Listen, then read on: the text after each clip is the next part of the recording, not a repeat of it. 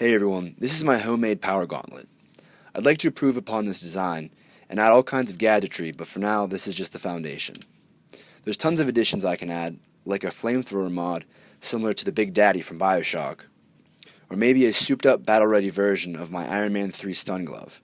There's lots of possibilities with all this surface area to work with, and today I'll be showing you a quick tutorial. For this project, you'll need about 12 inches of 4-inch solid corrugated drain pipe, a leather welding glove, nitrile O-rings. I would get the assortment pack. You'll need 3 polyethylene couplers for your 4-inch solid corrugated pipe. That's these here. That's going to serve as your cuff for your glove. You'll need lots of hot glue and also some tin snips and a heat gun for forming the plastic. First, we want to start with the main bulk of this build, which is the corrugated drainage pipe. I disassembled my gauntlet just to show you guys some comparisons and measurements. You want to start by cutting out your main portion by measuring from the tip of your middle finger to about halfway between your wrist and your elbow. So once that's cut out, you're going to start to measure all of your fingers and make a diagram just by tracing your hand on a piece of paper, just for making it easier, and use a ruler to measure out the length of each finger. Then you want to take your ruler and lay it on top of your pipe. The nice thing about this ruler, and any ruler in general will probably work, is that it's the same length as the actual fingers for the gauntlet. So you don't have to worry about your width. It's already in, you just have to trace around the ruler. It's fine if the edges aren't rounded at first. You can always go back and improve that. The thing that's most important is adding about 3/16 of an inch in between each finger. That's going to allow you to have a lot of mobility, because you're going to be adding a glove and some O-rings. It's going to, if you have each finger right up against each other, it's not going to make a very comfortable and flexible glove. So measure out all your fingers, trace them on there with a pencil or Sharpie. Pencil's probably better just because it's easier to make corrections. Then you will have to, it's a little bit tricky, you have to make your thumb portion. So your fingers are easy, the thumb's a little bit complicated because you actually have to go from the top to the side, and you have to cut out a little bit of a V for the thumb portion. Now, once you have all of those measurements cut out, you're going to have still the other side of the pipe. Just imagine it continuing straight up. So you're just going to use your tin snips to cut out to about halfway between your palm. So you want to have about half of your palm exposed and half of it there. And this is going to give you a nice surface area for additions and modifications in the future. You can add a flashlight here, you can add a laser, you can add a flamethrower attachment, whatever. But this is going to be the bulk of your power glove so that you can start adding gadgetry in the future. Nice thing about this material is it's very easy to reinforce portions because it has this corrugation, so stacking and adding glue as a adhesive is very simple. You can see here I added some extra to the thumb area to make it a little bit wider, and also here on the sort of knuckle portion I added some extra just for reinforcement. Now the bottom's a little bit tricky. You might have to play around with this. This material is very affordable. I think for 10 feet of this pipe it was like $7. You can make pretty much you can make 10 gloves if you wanted to. So if you mess up the first couple ones, that's fine. But the best tips that I'm giving you are to add about 3/16 of an inch in between each finger, because at first I made mistakes with that. And everything else is just however you want it to look. For this palm portion, this is actually 3 layers. You have the left and the right that are overlapping onto the middle. The middle actually kind of looks like a V coming down like this, and these other flaps I glued and placed on top and made sure that it was pressed somewhat against my palm, and it creates a little bit of an anchor right here so my hand doesn't slip through. And it works well with these O-rings, which also work very well because you're adding the O-rings and they fit in these little wells here and anchors in place very easily.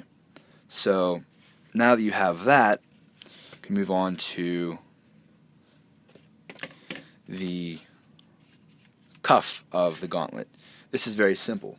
You take one of these couplers and then you put it on.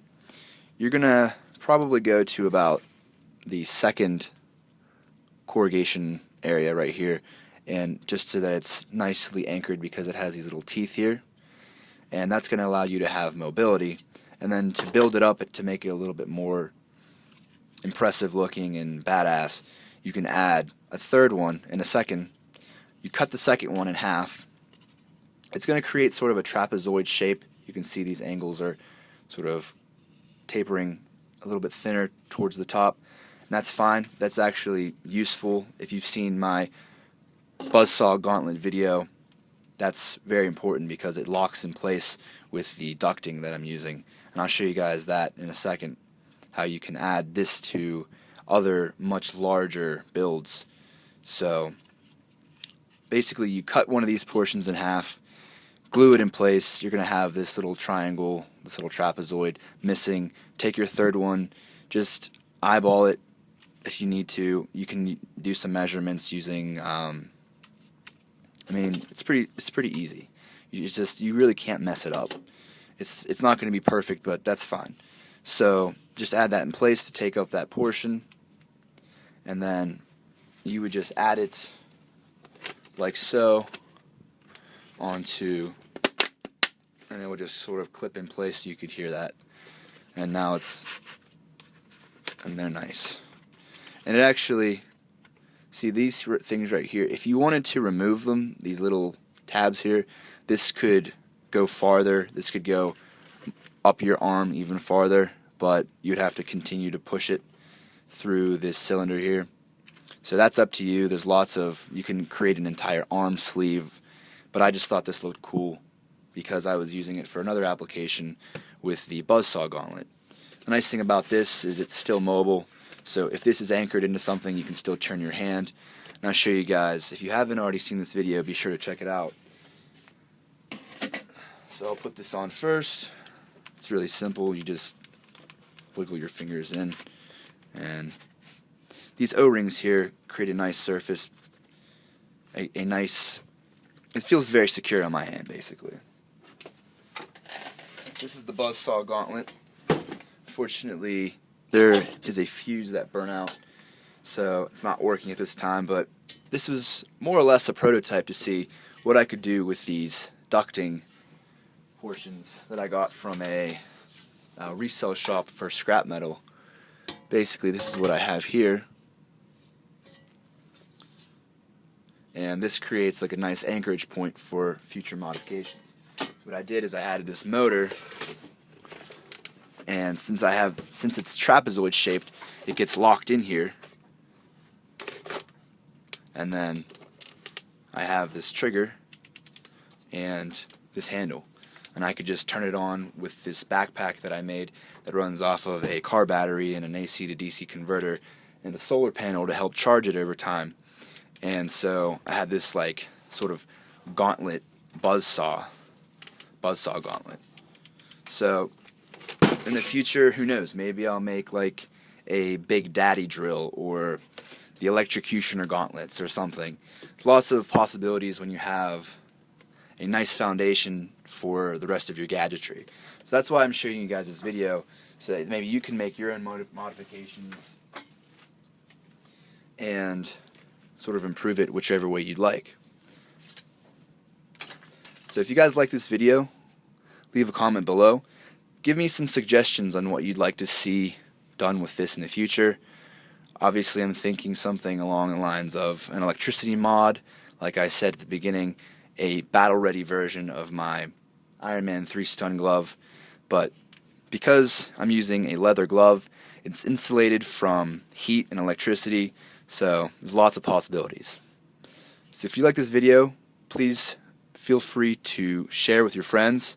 Also, don't forget to subscribe, and thanks for watching.